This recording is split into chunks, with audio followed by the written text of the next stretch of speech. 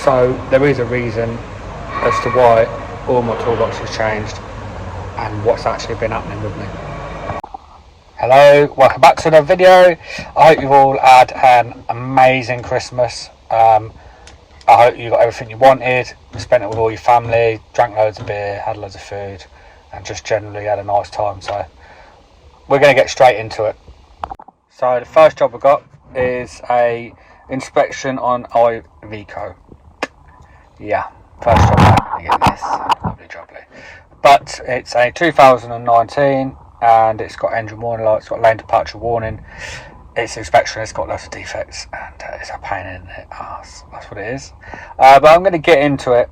I'm just going to tack round, have a look first, and we'll plug in, have a look at the faults we've got with it, and then find out we can work out what this engine fault is. So, job I've got now, a little DAF LF. It's coming with a complaint of engine keeps losing power. Once I stop, turn the ignition off, it's okay for a while. So, I think the first thing we should do, we need to find out whether this is an electrical or mechanical. Is it like an exhaust brake, that sort of problem? Is it engine related? Is it electrical problem where it's putting up an engine light and then it's cutting power?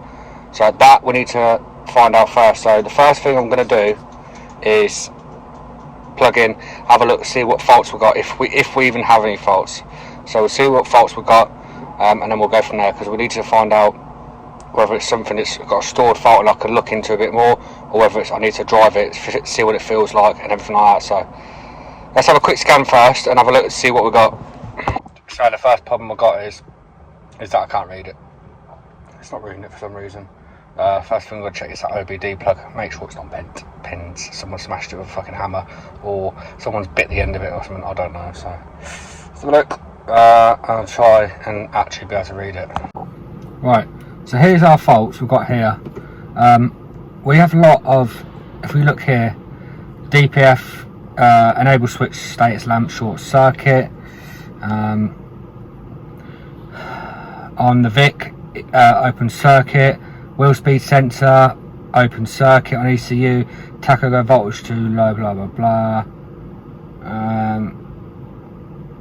Paper's not bothered. Meshes trouble from VTG actuator. Now that would be, actuator could potentially be about your power loss. Temperature sensor, exhaust gas sensors, volts short circuit. There's a lot of short circuits to ground here. So do we have a wiring fault? This is what we need to find out. So the best thing I can do is,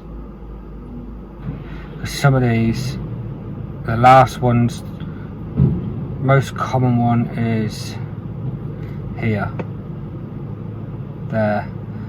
Last date on it was the 28th of December. These are all sort of October, September, one there was paper. All the others are sort of beginning of October, September time. So best thing I can do now, I think, is to clear these faults.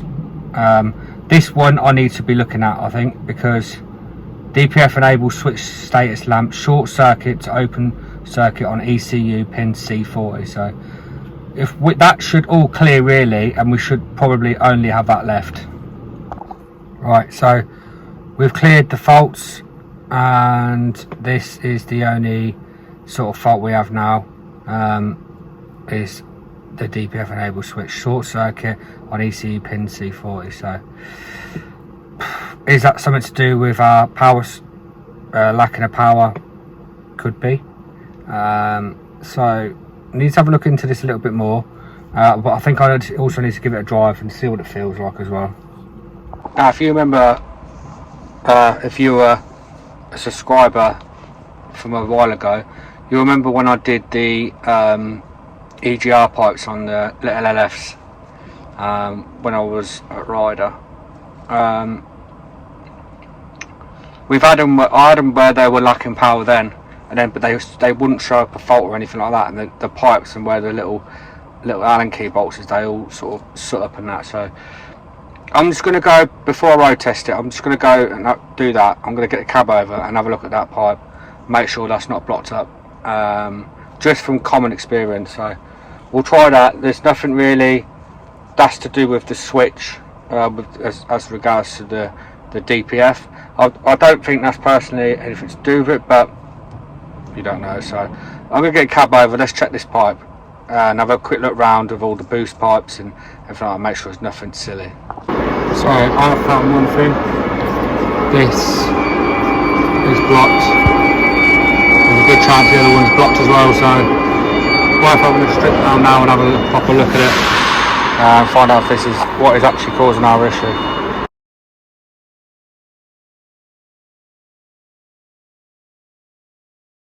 Right, so this has obviously got stuff in it. It's pretty bad, that one. It's quite bad in there. One of the ports is obviously blocked on the EGR pipe, so we best get some parts in and get this sorted.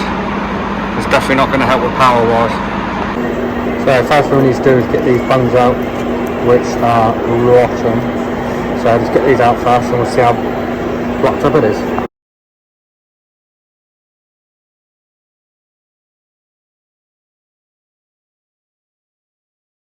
So I've got the two bungs in. I had an absolute mare because I had to drill them all out, but I've helicalled them. Helicalled this one's gone out, I've tapped it back out, but we're back in. Yeah, it was a bit of a pain.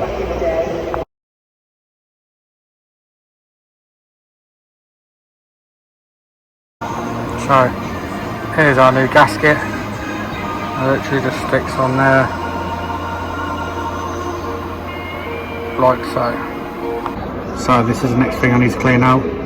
Obviously all the inlet and everything's clean, so we need to get this all done and as clean as possible, so and we'll start putting it back together. So, put it back together, as you do, cleared all the faults, give it a road test, and she was spot on. I wasn't too sure whether I was a bit second, oh my god, I look a fucking mess. I was a bit second guessing whether it was actually going to sort the fault, but it did, it pulled well, plenty of boost pressure, no faults on the dash, so yeah, I'm pleased with that. That was it. That just comes with a little bit of knowing from previous jobs and everything like that, so yeah, luckily that just come down to a bit of doing it before and sort of knowing what the problem was, so yeah, we sorted that one out, which was good. Actually Paul got well after, to be fair, so yeah, we'll see what else we've got in store. I'm having a lunch and yeah, let's get back on with some work. Right, so we're going to have a look at this first. I've got a few nice little defects on this one. We've got gear linkage, sloppy heater panel, classic, oil leak from the fuel pump, bonnet struts not work, a few bits and bobs. But first we're going to have a look at this. I'll drove it down the road and it's like quite bad. It's just proper worn. Like, obviously you can have slot, but that's like stirring up porridge. So we're going to get the cab over. I reckon they've got like little pins in the underneath the cab. I'll show you. I'll get the cab over and show you. But I reckon that's what it could be. But yeah, that's not really good. So there it is. These little springs there snap. It just doesn't align the gear linkage properly. So that's that fault. Have a look around and see what else we can find on it. So these are new clips. Literally 3 10mm bolts. In there, and there. We'll undo them, and then I'll show you what to do from there.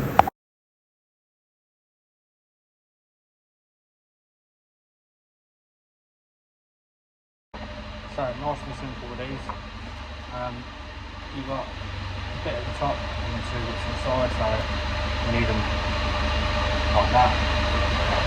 So push it over there.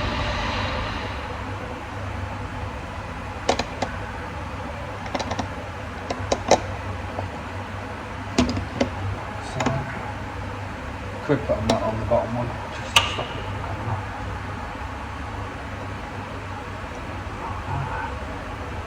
And then all we're going to do is the next one.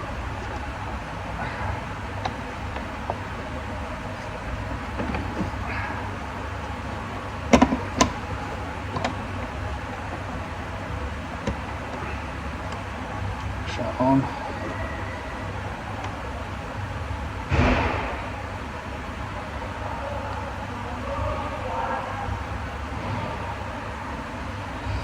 Like so.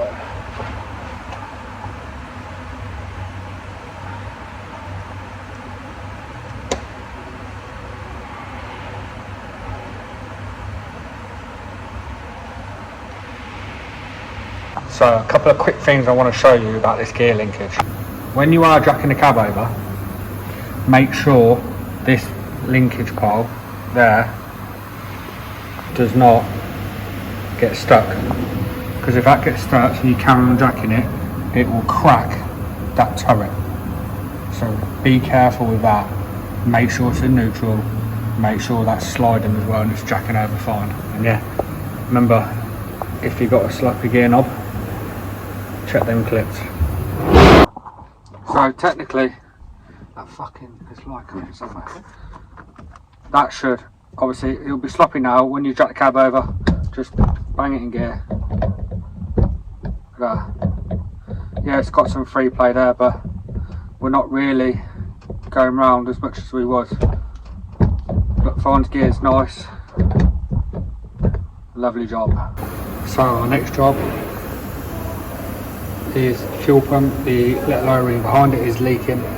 So what we're going to do is I'm going to crack this bolt out here. There. So cracking that out there. Just yeah.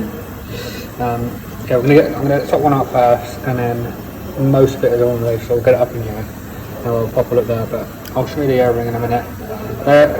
It happens quite a few times, these O-rings come to be replaced, but it is what it is. I'd rather be doing this than taking nuts and bolts. Now, right, so what we're going to do is we'll unplug this. Oh, no, we won't, because it's fucking tight, bruv. It's tight. Put that off there. Oh, there we go. And then what we're going to do is we'll undo the pipe here, take these pipes off here.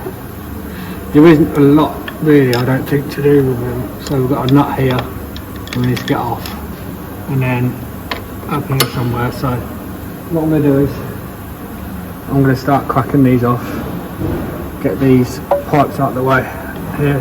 They're just like, they look like they're just push fit ones. You sort of got to grab each side and then sort of pull it off. So I can get some pliers and I'll time up some of this.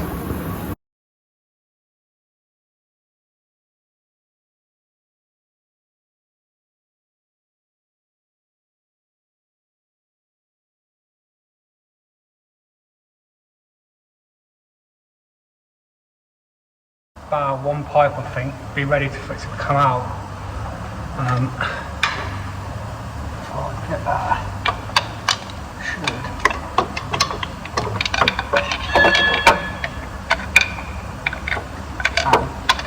These will be tight. Now, is that pipe going to be in the way?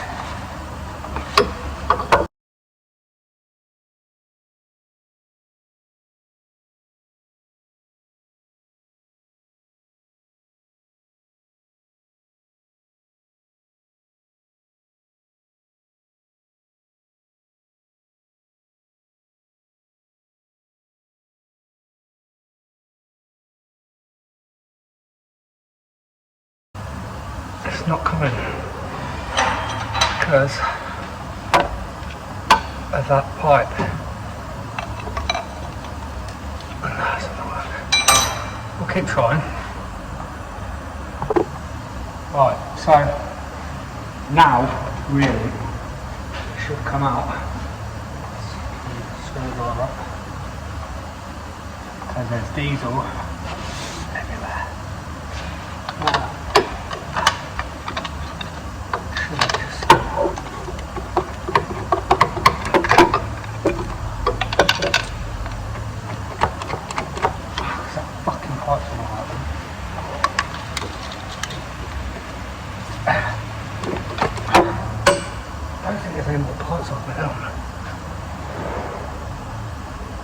Or is there one at the top? Because that is tight, isn't it? Right, let's go to the top. Have a look at there. Okay, so hopefully you can see that right. I've removed my 600th pipe. It's fucking literally pipes everywhere on this. Should be able to get it off, he says.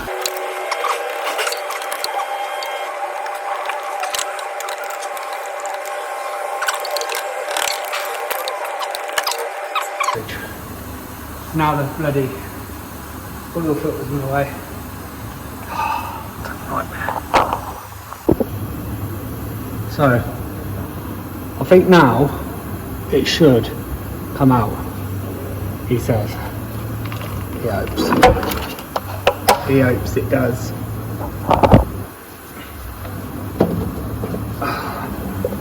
Oh, you're fucking joking.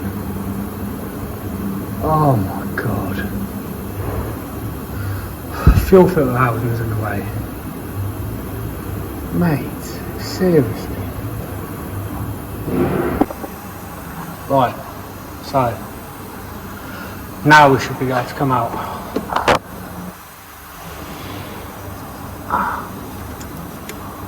Is that part connected to that? This is a fucking joke.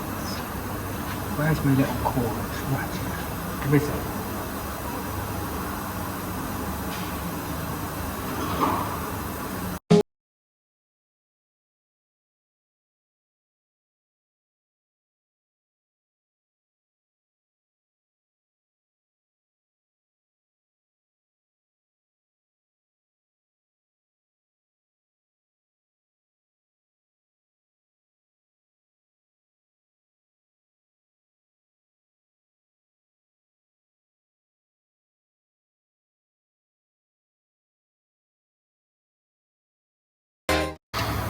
There we go. Right. Bolt out. There we go. So technically should.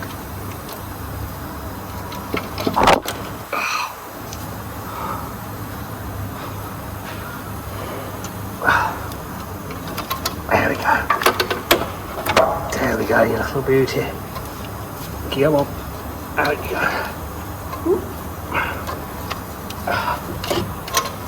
There we go. Come on. Go.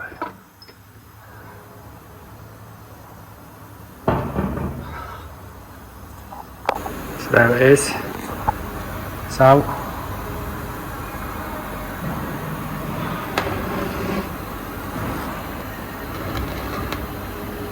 Not too bad of a job. A little bit fiddly like. But it's out. We're going to replace the seal, put some grease around it, we'll clean in there. Yeah, not bad. And we'll just do a reverse and put everything back together and hope it starts. So, we cleaned it all up. Well, bar this little bit here. We cleaned it. And then, what we're going to do now, there's our old seal. Here's our new one, fresh. We're going to put some here, like so. And then I'll get a bit of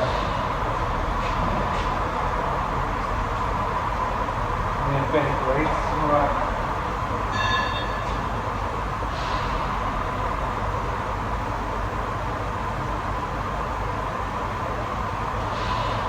grease in here. Don't have to go mad with it. Swirl up a bit around. And then we know that it ain't going in dry then. Stop it, it's going dry. No one likes going in dry. Gotta leave it up a bit, haven't you? So, there we have it. Now, I'll clean up inside the bag housing and the bed housing, and then put it back in. So, there you go. So, that is the pump on.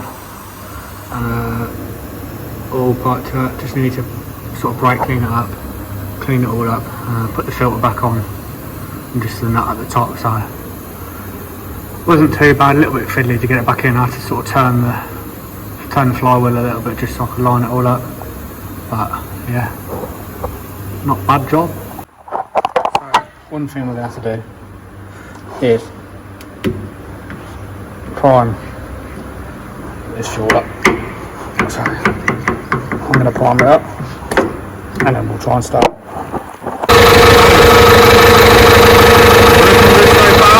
No diesel leaks since the start, no oil around there. Leave it running for a little bit and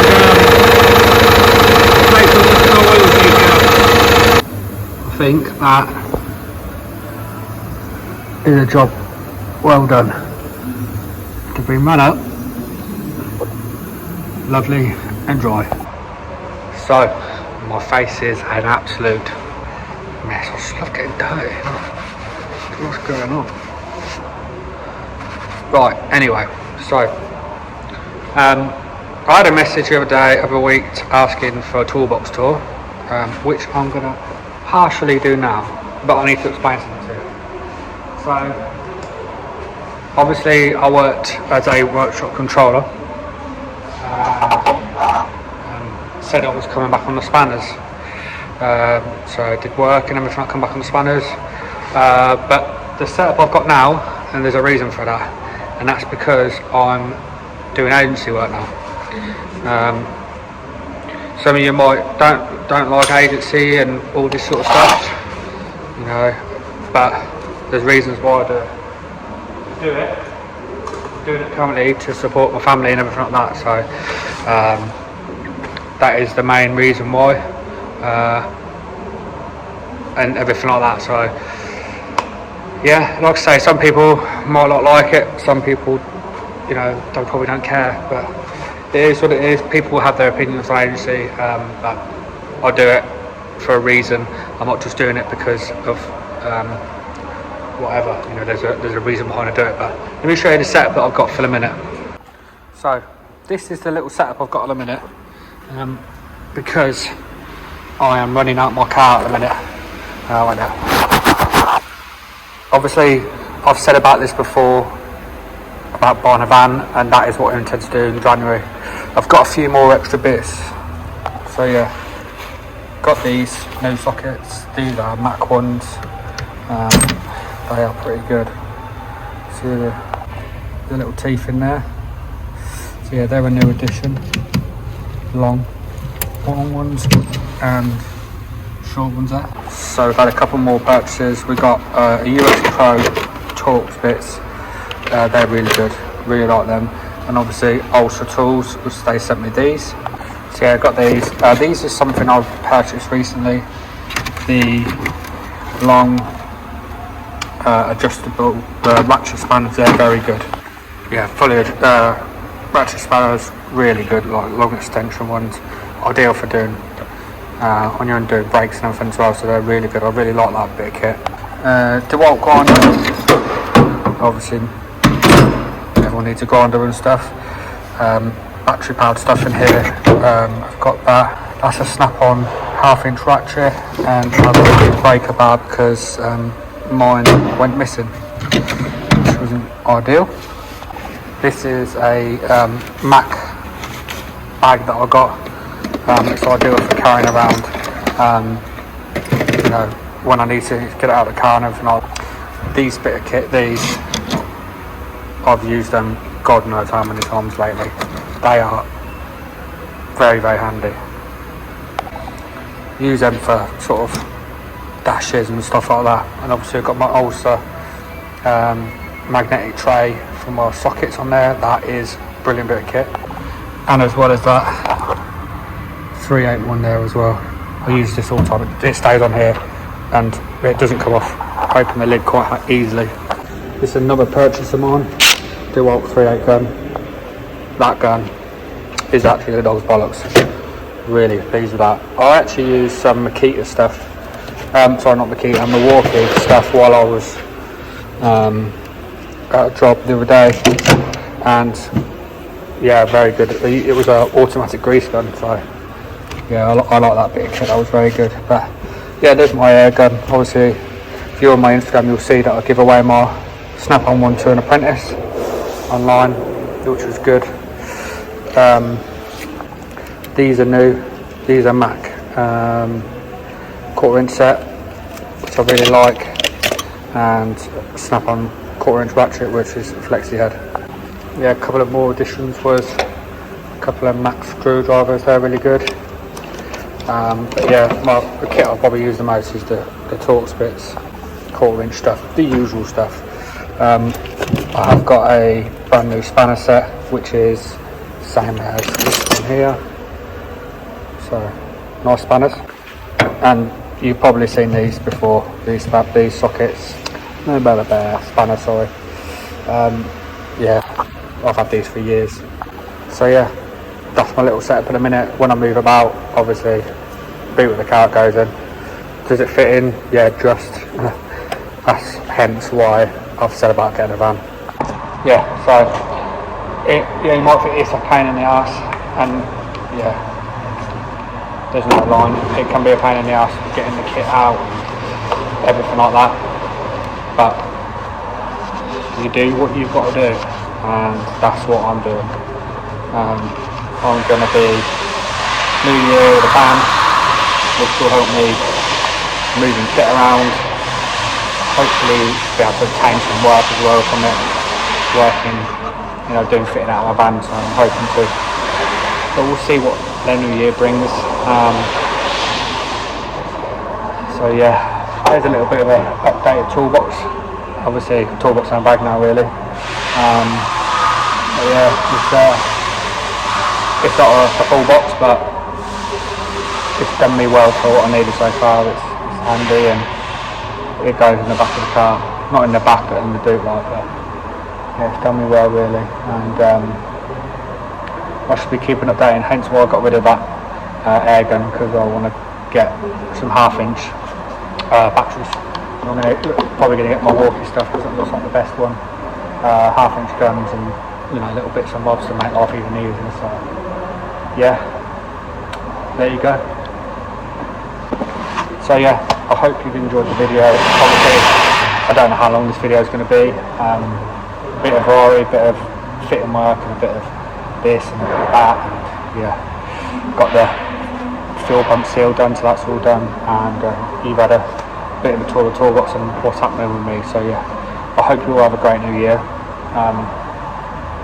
If you can think about subscribing, I'd really appreciate it. All the support and the messages I get, and the comments and the likes and everything like that.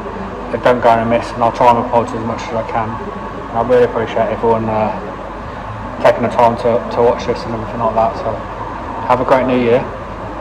2024, we're gonna go back at it again. We're gonna keep working hard, keep trying to achieve them goals and doing everything we want to do. So stay happy, enjoy yourself, enjoy life. Achieve your goals and dreams and stuff like that. Don't let anyone tell you any different. So I'll see you all in 2024.